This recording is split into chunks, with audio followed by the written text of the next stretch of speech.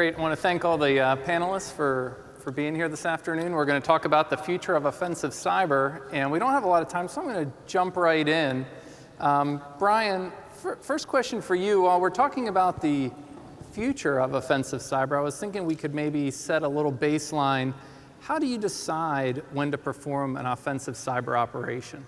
Yeah. Good afternoon, everybody. My name is Brian Vorndren. Couple thoughts on the question. Number one is that when we're doing our core work, which is long-term investigations under the traditional rule of law, I think it's important to remember that we have a couple other responsibilities. We have a domestic intelligence responsibility to both public and private sector partners, but then we have a responsibility that I term putting pressure on the threat. What are we doing with private sector partners, public sector partners in real time to make our adversaries' life more difficult? We've had some recent successes dating back to February 2021, but when we look at offensive operations, we really lump them into these categories. Reactive, both against the criminal set, which traditional ransomware, and then nation states, and then domestic and international. And then on the proactive side, really putting pressure on the threat, the same four quadrants apply: criminal, nation state, domestic, international. And we actually have authorities that go across most of those. And so it's been a cultural evolution for the FBI over the past 2 years about moving away from traditional rule of law decisions and into the space of proactive operations, putting pressure on the threat.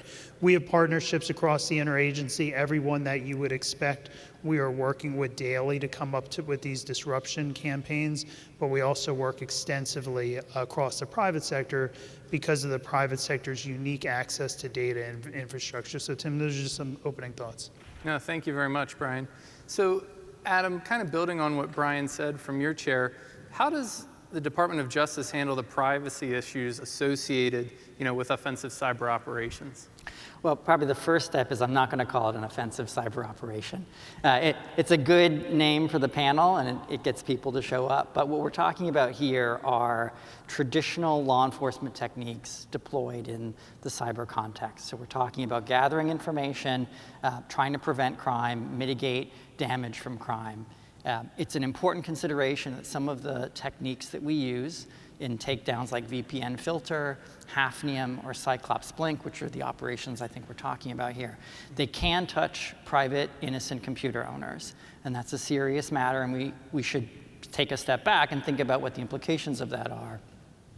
But there are other circumstances where the government needs to protect public safety by going onto an innocent person's land and collecting contraband, rescuing a kidnapped person, and so forth. So it's an important gating consideration, but it can't be the final answer as to whether we take an action or not. The way we protect privacy, two parts. One is policy, right? These operations are operations of last resort. We tend to use them when merely sharing information with the private sector or publicly isn't enough to help people clean up the malware on their computers. And we tend to use them when there's a need for simultaneity, where if we tried to knock on every door of every infected person, the adversary would simply learn what we were up to, and they would retool, and we would lose the opportunity to protect public safety. Finally, we're looking for situations where we can work with a vendor or provider to ensure there aren't going to be collateral consequences. That's the policy end of it. The legal end of it is maybe a little bit simpler. We prefer to get legal process. Often it's a search warrant. We go to a neutral magistrate. We lay out probable cause to believe that the malware functions in a particular way, that it'll be found on particular devices, and that we can disrupt it using particular steps. That warrant and the affidavit underneath it typically becomes public. So there's transparency about what we did, how we did it, and individual computer owners are notified either from us or through their ISP or the like. So that's how we try to balance the need for privacy and respect for individual rights with the broader need to protect public safety. Great, great. No, thank you for that. And so we talked a little bit about authorities already, but Greg, I'd like to direct the next question to you. What are some other things that we can do today to leverage our authorities and relationships to proactively reduce the cyber threat?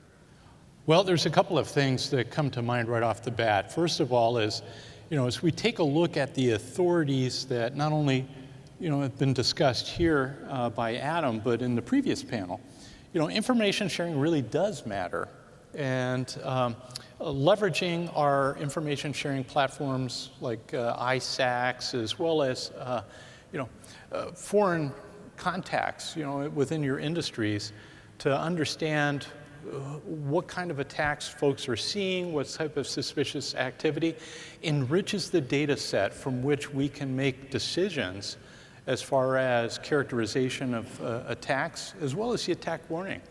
Data matters a lot in both defense and offense, and particularly with the tradecraft of attackers, either nation state or even criminal groups, making sure that we have the right data to characterize attacks properly so that we can, in fact, do things like interdiction, identify compromised infrastructure that is used as a hopping point for attacks that may not be here in the United States, or it may be in the United States. Data can help us understand what that attack environment looks like so that we can leverage different authorities from law enforcement or defending forward from a military standpoint to go and deny those infrastructure from those attackers. And sometimes we may even say, well, we understand that this is compromised infrastructure. We can launch an offensive type of operation where we, in fact, put together a plan to identify actors using that infrastructure by tracing them back to their roots and then interdicting at the source. And so, Greg, what are some of the risks that we encounter doing those kinds of things? Well, one of the risks that I'm well aware of is the fact that there are some folks out there who would like to hack back. And it's really hard to resist that urge to say, okay, I just received an attack from IP range ... So I'm going to go and I'm going to launch back against them, and I'm going to crush that server from which that attack came from.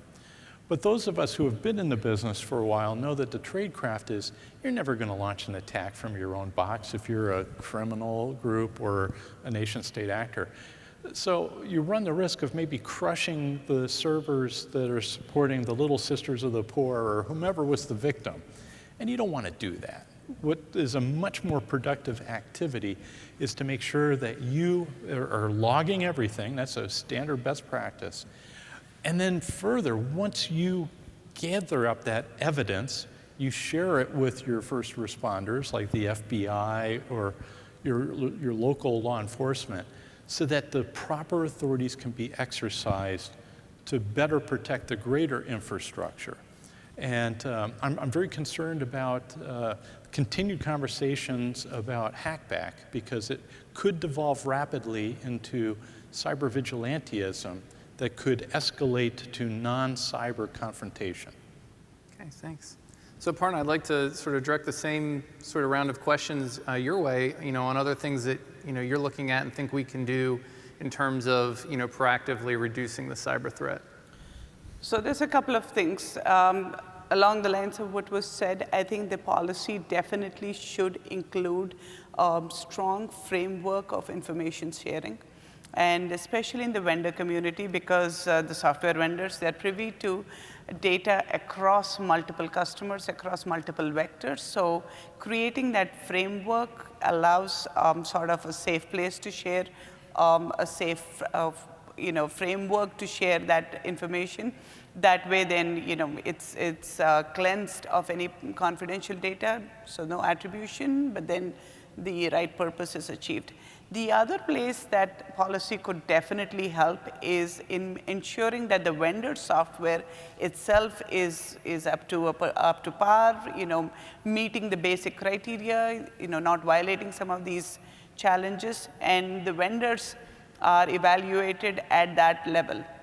The last place is, from the vendor perspective as well, I think there is a lot on the industry to make sure that the root cause is presented, not just reams and reams of data, because that's our problem today, is not the lack of data, it's this inundation of data. It is a separation of that data which is actionable, versus just information that's out there. So I'd say a few of these, and then in combination with all of those, along the lines of you don't go attack the first time that you see something come in, there is also a behavioral analysis of watching the behavior, watching the evolution of a vector over multiple, let's say, dimensions. Maybe it's over different targets or different vectors, and then behaving appropriately, either with law enforcement or directly with the customers in question. So there is a very nuanced strategy that both policy and vendor community can play with. Great, thanks. So, Adam, what other tools does the government have at its disposal that it can take to the fight against the adversary in order to disrupt activities and raise costs for them? So obviously I'm going to mention investigations, arrests, and prosecutions as the first tool that comes to mind as a DOJ lawyer. But being realistic about who our adversaries are in this space and where they have safe haven, that can't be the last word. I think you've seen the department and other government agencies move towards trying to disrupt or recapture the fruits of the crime wherever we can.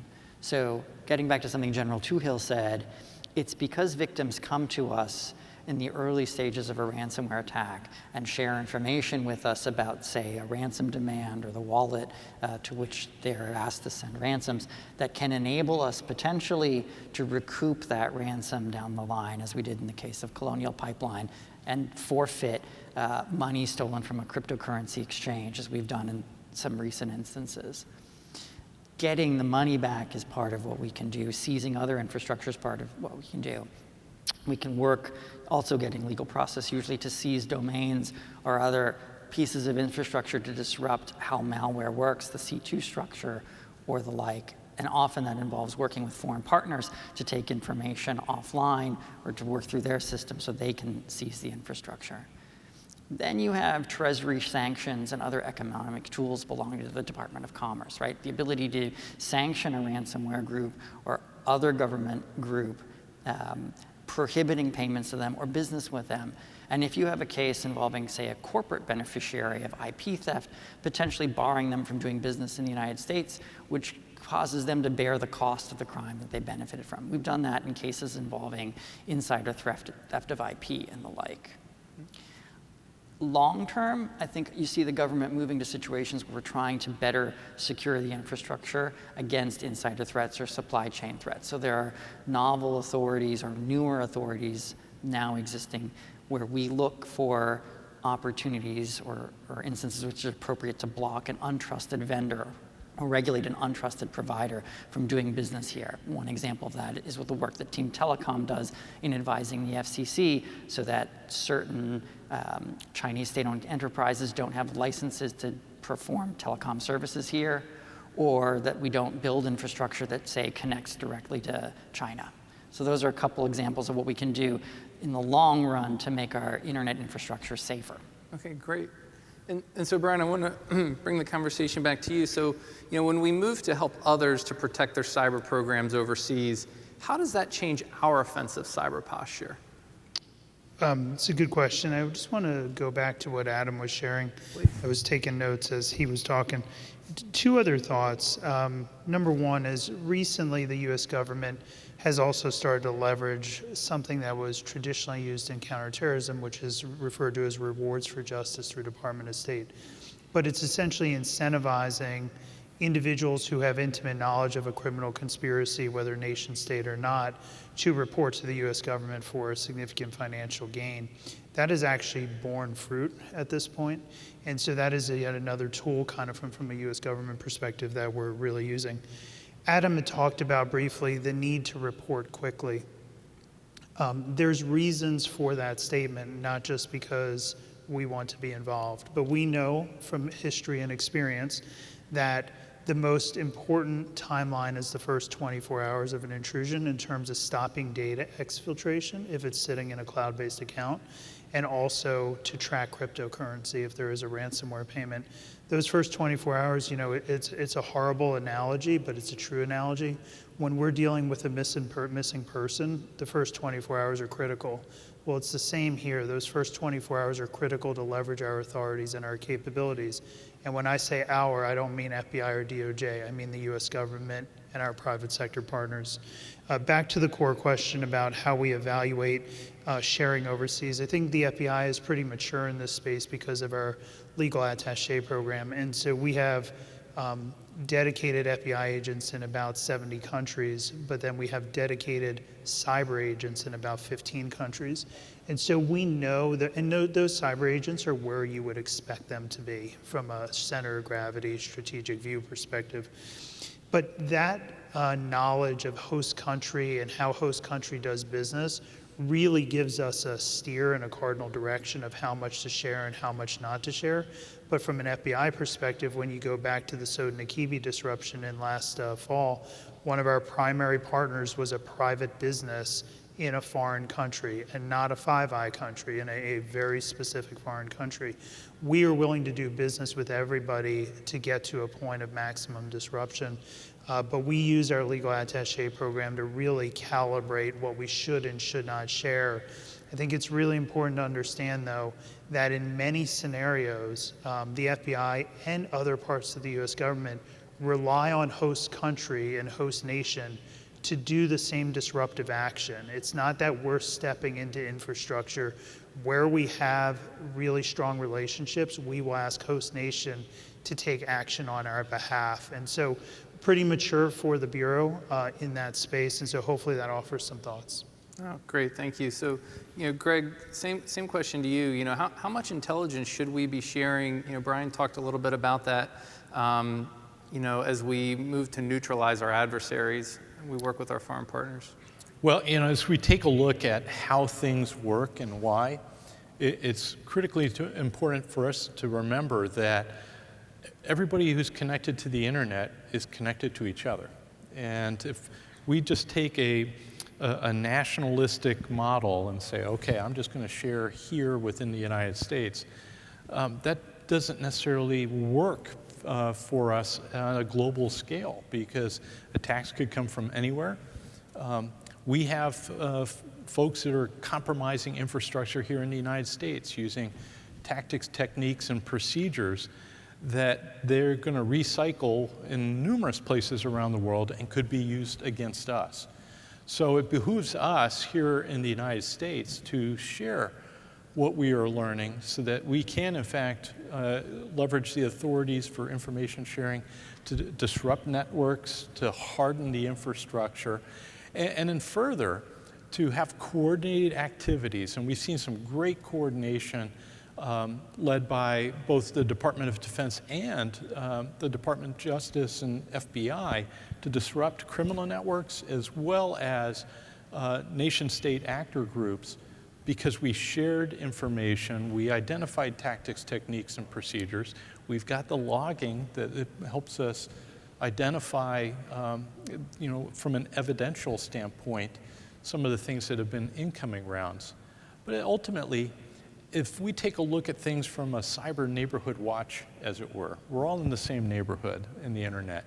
It's incumbent upon us to use some of those best practices from the physical world with that neighborhood watch and do the same in the cyber world as well, if we really want to be secure and ensure that our national security and our national prosperity are optimized. Great, thank you. So when we talk about some of those TTPs, Aparna, how do we increase the pace and effectiveness, of which we're performing offensive actions without compromising our own cybersecurity? So I'd say it goes back to some of the fundamentals. So, this is a theme that I'm just sensing from all of our points earlier. A lot of cybersecurity is all about the very, very basic common sense, if you will. And not to oversimplify, but then this also is one of those things where you build a security mindset into all parts of the organization. So security isn't just someone's problem, one department's problem, or a part of the organization, or the government's problem. You make security part of the ecosystem. You make security part of every software development lifecycle, every part of the entire ecosystem That way you're anticipating issues earlier, you're anticipating issues in the design cycle, you're anticipating issues in continuous CI/CD processes. So just getting that cybersecurity mindset earlier is not only just more practical, it's cheaper, to be honest. Tagging on anything on top of existing systems is always that much more expensive. Doing that earlier is easier. Now, having said that, there are a few fundamentals. You have to instrument telemetry gathering very early and intelligent telemetry gathering. That way, then you're aggregating the right kind of data early. You're watching for anomalies just at that behavioral or even exact anomalies very early in the life cycle. The second thing is to continuously enrich with feedback loops based on really, suppose you're responding to a particular threat and that threat is evolving, then you know that there is a feedback loop that you need to incorporate. So some of those best practices, some of the hygiene, and following that through the entire software development lifecycle or any lifecycle that the business is in, that's just best practice and cheaper cybersecurity, cheaper proactive cybersecurity. Yeah. So you mentioned cybersecurity mindset. Greg, I'd like to kind of ask that question towards you. How do you think we're doing, with that just cybersecurity being part of everything that we're doing as a country? Well, I'm a War College graduate, so I'm obliged to say it depends. I think that there are certain critical infrastructure sectors that do much better than others. And I think as we look at the global scale, there are certain countries that are doing much better than others. But I think as you take a look at some of the positives that are out there, we're seeing corporate America realizing that cybersecurity is not a server room issue, it is a boardroom issue. So more and more corporate directors now are going through education and training programs such as what we see with the National Association of Corporate Directors to get certification in cybersecurity programs and how to govern and provide oversight. So check the box that we're making progress in the boardroom. Second of all, when it comes to tactics, techniques, and procedures, we continue to be relentless in trying to deny infrastructure to adversaries. And it doesn't matter if it's domestically or abroad, we are relentless as a country in making sure that we are denying safe havens in the cyber world to those who want to do harm against us. And that's a whole of government effort. We didn't mention State Department yet, but State Department is doing some great work as part of the interagency process with DOJ, the military and DOD, Commerce, and others. And it goes beyond some of the sanctions, but also in providing training to a lot of our international partners so that we're raising the bar everywhere. As Jen Easterly said, a good defense is a hallmark of a good offense. So we're seeing a lot of investment that is paying dividends in denying launching pads for the bad guys, but it's also making it harder in some areas than it used to be. And then just following the rule of three, I'll cut off at three. As we are seeing the next generation of folks coming into the workforce, we're seeing more and more folks that are now cyber aware and increasingly cyber smart, because we continue our education and training programs at an earlier age to try to make sure that as you are learning your trade and you're learning your craft, we're not talking about just software, we're talking DevSecOps, stuff that was designed and created by Carnegie Mellon, but is now part of our vocabulary and our institutional processes, building security in by design. We're seeing more and more folks saying to vendors, hey, I want security out of the box, not as a bolt-on. So we're having folks, we're seeing companies now wanting to be better consumers from a security standpoint. We're starting to change the culture. There's still a ways to go, but there's a lot of positives that we're seeing that are helping address this issue right now. Great. So, Adam, I'd appreciate your thoughts if you have any around, how do we further increase our pace and effectiveness, as we move forward, and from your chair of prosecution and those kinds of things, is there anything that we can do to move faster, move more quickly? Yeah, I think, not to beat a dead horse, but I think information sharing, both from industry to the government, but across government, there still remains some delay in getting actionable information over to the Bureau sometimes to work it in a form they can work it. That's just built into a government that has a number of different departments and agencies trying with somewhat overlapping but also competing missions. And then we still need to continue to win trust from providers and others. So not just victims calling the FBI, but also providers spotting activity by their customers on their infrastructure, exploiting it for illegal ends. The quicker that information is shared with the Bureau and DOJ, sometimes it requires legal process, the quicker we can action it to try to protect others downstream. Okay, and I wasn't sure if you were going to ask Brian. I was going to ask Brian if he had thoughts on that, since he was, I think what Adam said is right. I mean, we always talk about speed of trust relationships and how important that is. And, I would be, I do subscribe to the theory that we all have noble intent with what we're doing. But there still remains a reluctance to share quickly, even though there is an expectation that we share quickly, even when we don't have corroborated intelligence. And I think some of our delays in sharing from a U.S. government or FBI side really are focused around two issues. Again, the lack of corroboration of intelligence, but then just sheer resources and not having enough resources to cover every ransomware strain or really deep intelligence on every nation state actor. But we have to get to a position where we have centers of gravity and critical relationships and sharing. I think on the department side for DOJ, on the FBI side for FBI, we have gotten a lot better at actioning intelligence more quickly. Now, when you get into super complex operations, when I talk complex operations, I mean multi-month campaigns to degrade the ecosystem of a nation-state adversary. That has a pace associated with it that we likely will never be able to accelerate because of all the covert and overt lines of effort and the nuances associated with either. But in what we're talking about here, it's how do we get intelligence exchange quickly so that everybody that has a role or an authority in the game can action that. If I can just go off script just a little bit, I think for this audience it would be important to know, and Adam and I were on a podcast a few months ago about this topic, and Adam made loose reference to some of the work we've done on Hafnium and Cyclops Blink, which is really going into US-based infrastructure. In the case of Hafnium, servers and computers in the domestic space. In the case of Cyclops Blink, into an edge router, and surgically removing the malware. And for this audience, I want to take a moment on this because it's important. The Bureau and DOJ has been criticized publicly about those actions because it's an overstep of privacy. But I think it's important to understand what's behind that.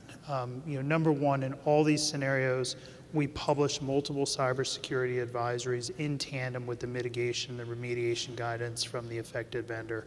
That was true with both Hafnium and Cyclops Blink. And what you'll see is an immediate exponential drop in terms of potential victims, unwitting victims. After that, we will enter the space of victim notifications. In the case of Hafnium, it was measured in over 1,000. In the case of Cyclops Blink, it was measured in the hundreds. That'll result in mitigation guidance taken and remediation steps taken. That gets us down to roughly the 7 to 9% range of the original infected unwitting victims. At that point, it's really important that we remove the attack surface from Hafnium, China, and from Cyclops Blink, Russia's GRU, simultaneously. And so we make the decision through the Rule 41 search and seizure process to take that action. But understand, when we take that action, our work does not touch anything on the victim's computer server infrastructure besides that malware. And that malware is essentially surgically copied for evidence and then removed, which breaks the communication back to the adversary. And I think for this audience, and I would ask Adam if he has anything to offer, it's an important conversation for all of us about an all tools approach to protect the domestic infrastructure, computer server space, when we can't get unwitting victims to take unilateral action on their own. Not maliciously, they may not be aware, they may not be able to identify the exact router or the exact server that's impacted, because it can be difficult to get below the MSP, ISP level in our work. But I would just go to Adam for any comments on that, because I think it's important. No, I think it's a great point. I mean, in both situations, we had a reason to believe why any individual victim would find it difficult to locate the malware. There was an explanation for why you see the tail you've described, where there's a leveling off of self-mitigation. And in both cases, you've got pernicious state actors who pose greater than the average threat, let's just say. Pernicious and persistent. Yeah. And you know, as we take a look at how you guys are employing this, you know, the next step, you know, what's the next generation? We're doing a lot of research in artificial intelligence and machine learning. I prefer to call it augmented intelligence. And as you take a look at that from detection to bang, we can lower the impact, and we can be able to do that attack characterization a lot faster with more data. And that's one of the benefits of sharing the information. We can leverage some of these tools that we're developing through AI and ML technologies to do a much better job in attack warning as well as attack assessment, so that we can take the proactive measures to mitigate and neutralize some of these threats. So there's a lot of benefits that a lot of folks haven't necessarily realized when they're sharing some of this data. And do please log everything, but be willing to share as appropriate, because that can help us identify and defang some of these bad guys faster. Just to piggyback on that point, not specific to this particular case, but I think there is a lot of merit in using automation and ML and augmented intelligence techniques, not just in modeling the behavior, but also modeling the attack vectors themselves. We had a great panel discussion earlier today about red teaming, and this is one of those areas where there could be a ton of innovation, where we could say attacks that we know of have come in this way. How else could an attack come? Just kind of let that behavioral alteration and behavioral intelligence guide us, and that way you model what happens to the 7% or 5% that will never remediate on their own, and what are the kinds of residual actions that you can take, and maybe that defines policy for operating systems going forward that allows some sort of an override action at some point, if the victim is not in a position to take the action. Just make one more statement as this clock is ticking down here quickly. You know, trusting most of us in this room are taxpayers. One thing I would want to know if I were all of you is, hey, is the US government actually working effectively together, leveraging all of its unique authorities, unique capabilities? And I would just sum it up this way. I mean, Adam's with DOJ, I'm with the Bureau, obviously, so we're one view of this space. The maturity of the interagency, which includes state, treasury, you know, big DOD, but NSA, Cyber Command, CIA, CISA, and DHS has matured fantastically over the last 18 months. The relationships at my level and Adam's level within the US government are extremely tight and extremely familiar. And our goal is simply to do what's right for the American people. And I'm very, very proud of the fact to be part of that, but also very proud to share with all of you that I think from a maturity perspective, we've really grown quite quickly over the past 18 months. Great, thank you. Any closing thoughts with just a few seconds to go? Anyone? Great panel discussion, obviously key to share information, key to mine that information and act as proactively as early in the life cycle as possible. Yeah, I definitely heard a few key themes around information sharing and a partnership amongst government, which is great. So I want to just thank all of our panelists. It's been a great discussion, appreciate it, and thank you for being a great audience. Have a great afternoon.